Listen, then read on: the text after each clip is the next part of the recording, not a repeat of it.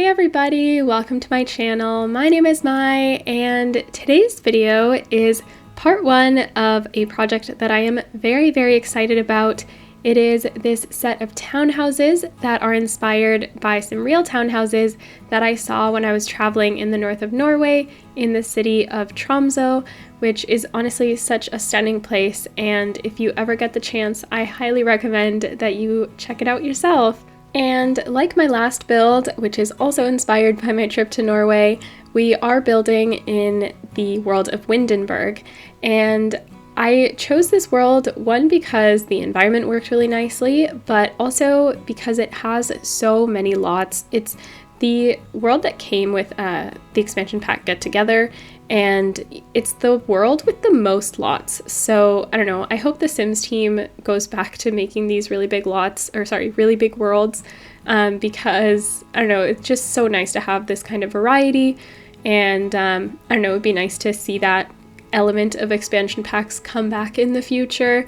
But anyways, we have these 5 townhouses, and I've painted them each a different color, and this is actually why. As you can see from the facade, it's almost like the second floor of each house just kind of overlaps with their neighbor, which I thought was really interesting, and I don't really know like what the reasoning behind that is. I don't think that it adds more space to the interior. I mean, obviously in The Sims it doesn't, because with the use of diagonal walls, it actually creates such a big issue in the interior, especially with stairs and stuff. But I just thought it was so like visually interesting, and I knew that I had to try it in The Sims. Like fully, I stopped in my tracks when I saw these houses and knew that I had to build this because, I don't know, it's just so cool. And with like the way that each house is a different color, I think that like it shines through like how they all overlap, and I don't know, it was just really artistic, and you don't really see that much in architecture these days.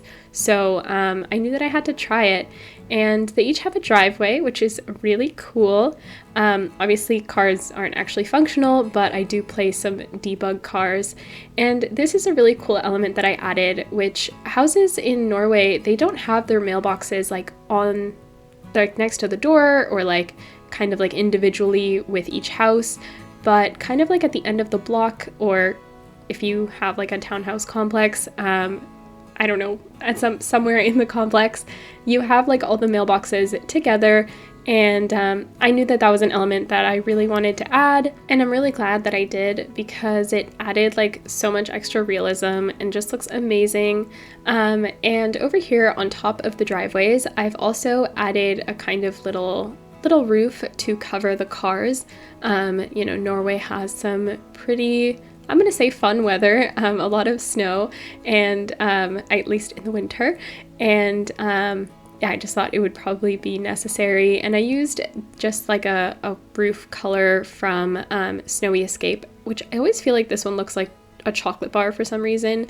But I've also, so I wanted to add columns at the end of the like roof driveway thing, because you know, I wanted it to look like the roof was actually being held up by something, but the columns weren't really working. So I found these posts, and you saw there I was trying to figure out like what sizes I wanted, and I've just kind of sized these down. They're from the Live Edit object menu.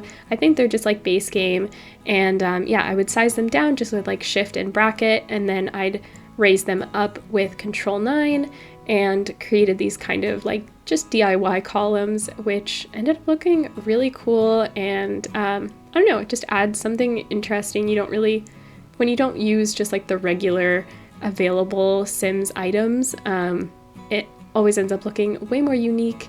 And here I am just figuring out the floor plan. So because this is part one, I actually spent, this entire video is going to be just the exterior and the landscaping, and yeah, just figuring out the floor plan. But then in the next part is when we are going to see me furnish all of these lovely homes. Cause yeah, unfortunately, if not, this video would have been like 4 hours long. Not 4 hours, like an hour long, but still just too long to fit into one video. So I'm really sorry if you were looking forward to seeing these furnished, but I will be posting that video on Wednesday, so you can keep your eye out for that. And yeah, I guess just enjoy seeing the exterior and a lot of landscaping, which I'm really proud of the landscaping for this one. I feel like I've been getting a lot better at it, and yeah, it just ends up looking really amazing. If you stay for that, I'd love to hear what you guys think, any advice that you might have. I'm always looking for advice on how to better my landscaping. And I do want to add that I'll be posting this on the gallery like as is, like pretty much just as a shell, so what you see by the end of the video, it'll be on the gallery, or it is on the gallery, I should say. So if you want to download it and furnish it however you want, you will also have that opportunity. But I'm just trying to figure out some windows here. I decided to go with the ones from Growing Together.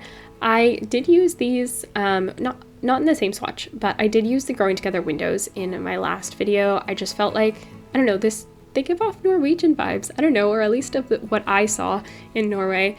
And I used this swatch that is both white and a dark brown, just to kind of tie in the colors on the roof, and also on this awning that I've placed over the sliding doors, which I think that awning is from Seasons. But I don't know, it had all the colors, and it was also a little bit more interesting than just like plain white, and I guess just added a little more dimension in a way. I just feel like I get so stuck with very monotone facades. Like I usually just pick like one color for the framing on the door and the windows, and I just like stick to it, and I very rarely like diversify. So when I do, and I surprise myself with that, I don't know, it just fills me with pride, makes me very happy. And yeah, the windows, I think they were actually a bit easier than I thought they would be, like placing and everything, the spacing. So yeah, I'm very happy about that. And over here, I'm just trying to figure out the floor plan for the outer houses, because since the middle houses like were all the same and quite small, I think that there was like only one way to do it properly. But I don't know, these ones were a little bit more of a struggle, especially this one because it has that really big diagonal to the left. And I don't know, I do figure it out. I just kind of block off that room, you'll see later, because I don't know, I just like think, okay, I'll figure out what to do with it afterwards. But as you can see, each house ends up having 2 bedrooms and 1.5 bathrooms. You might have seen the like very thin 3-tile room that I've created downstairs. That is going to be the half bath. And the second bathroom of like each house is kind of going to be a Jack and Jill situation between the 2 bedrooms. I'll see how I end up furnishing those. So yeah, and they each have a really nice big backyard. I landscaped each of them differently, you'll see, because, I don't know, they might each have their own preference. There you saw, I just blocked that room off, and I'll figure out what to do with it later. But yeah, I landscaped each of them differently because, I don't know, maybe one of them likes gardening more, one of them likes gardening less. Each one will probably want a different, different set of activities out there. You'll need different amount of space. But yeah, here I am just finishing up those windows. I feel like I jump around a lot in this one, which is how I usually build. So yeah, apologies for showing you my authentic building habits, let's say. And I'm not gonna lie, I imagine that the windows might change a little bit once I actually furnish this in the next one.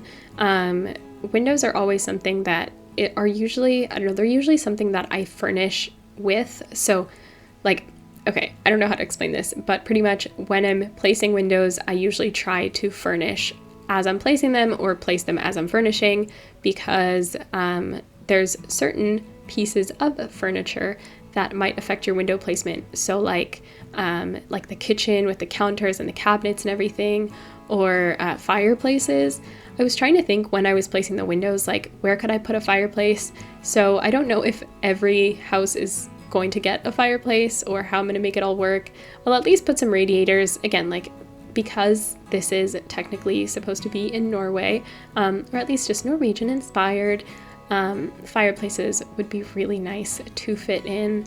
Obviously if it doesn't work, it doesn't work, but yeah, I don't know. Oh wow, I'm starting on landscaping now. I'm just like so happy with how this turned out, and I'm so excited. Like I'm thinking about furnishing ideas.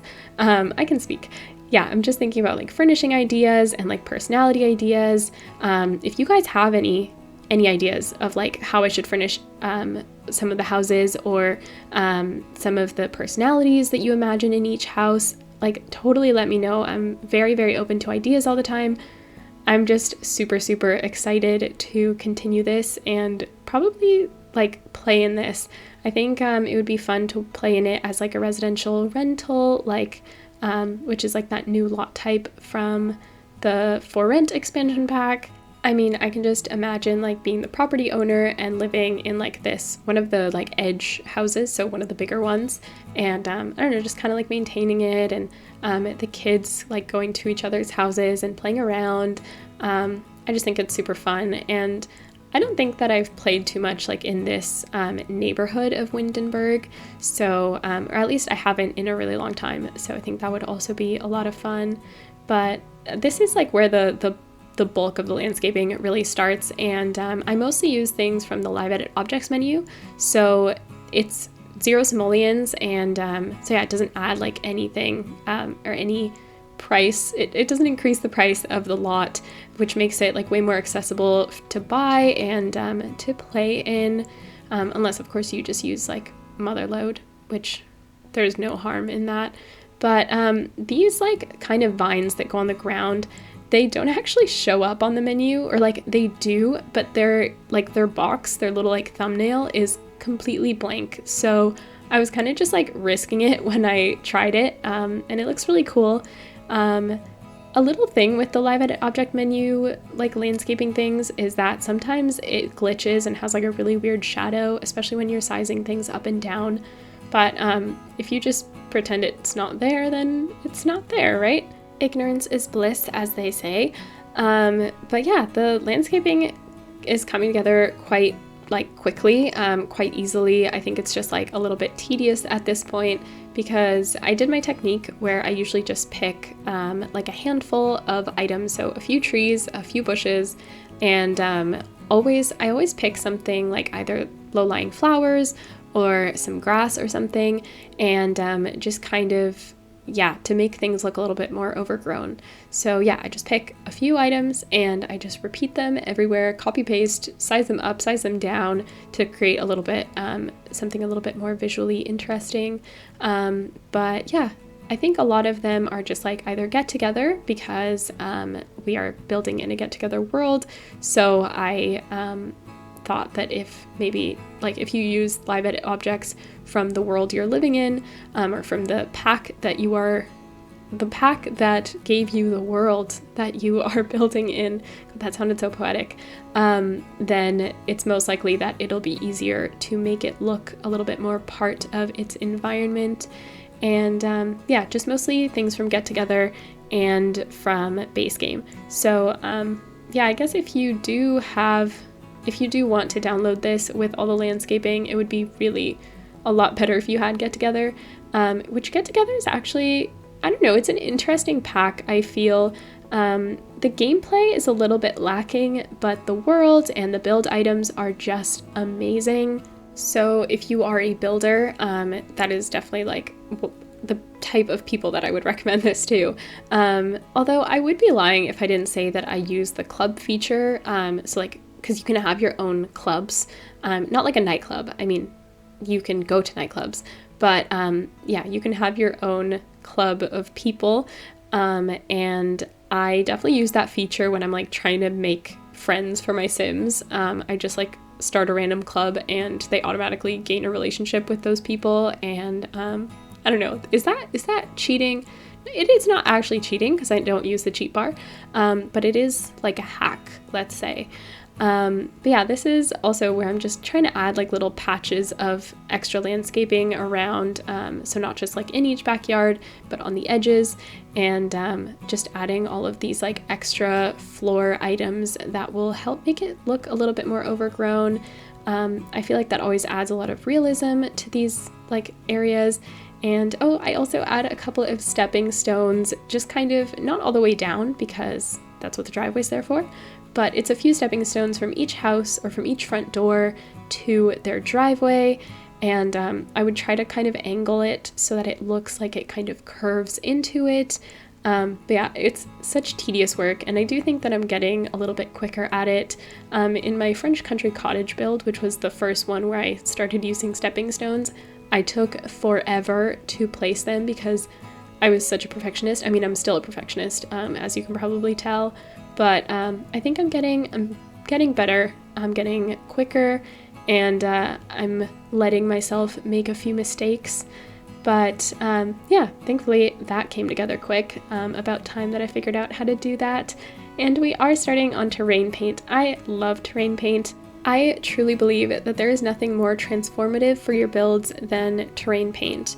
Like once you start doing it, you really notice how much it actually like just elevates everything. It makes it look real. It makes it look natural. I don't know, it just like actually makes it look part of the world. It makes it look like, actually, it's just like you could make the most awful build on The Sims, the ugliest house you could ever imagine, but if you add terrain paint, it would look good. I firmly believe that. Like I remember having an argument with my partner about like what makes a good sandwich, whether it's the bread. I said that you can't have a sandwich without mustard. Let me know what you guys think would make a sandwich a sandwich. But anyways, I think that terrain paint just makes a build. You could have a terrible build but have terrain paint and it would look good. But yeah, just adding those blue flowers, sorry for the tangent, but adding those blue flowers around just to kind of add a little bit of color.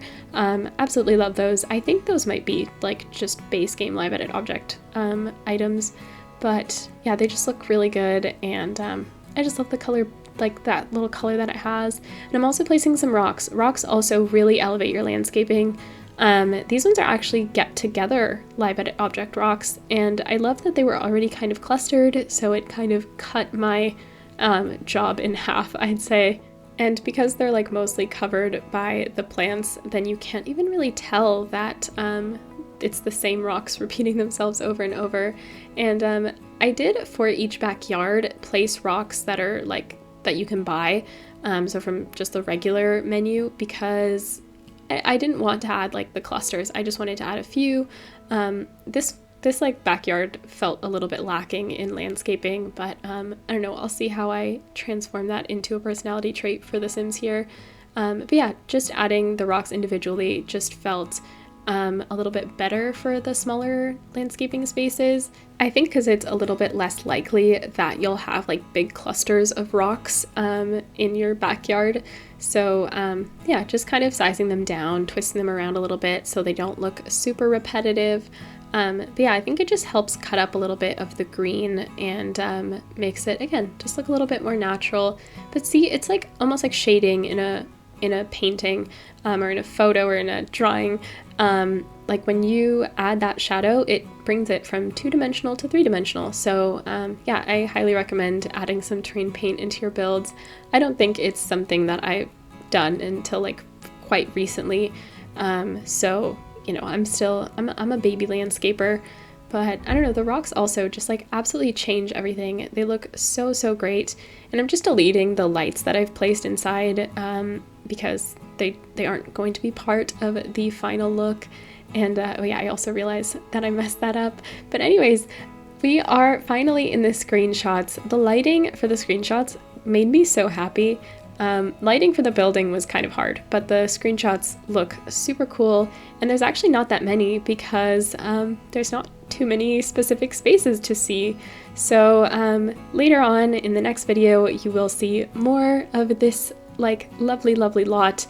But anyways, for now, I'll just leave you with some floor plan photos and hopefully some excitement and momentum for the next video. But anyways, I hope you guys enjoyed this as much as I did. This is definitely one of my favorites. Anyways, bye buds, and thanks so much for watching. Don't forget to like and subscribe so you don't miss any future videos. Comment and share with your friends. Talk to y'all soon. Bye!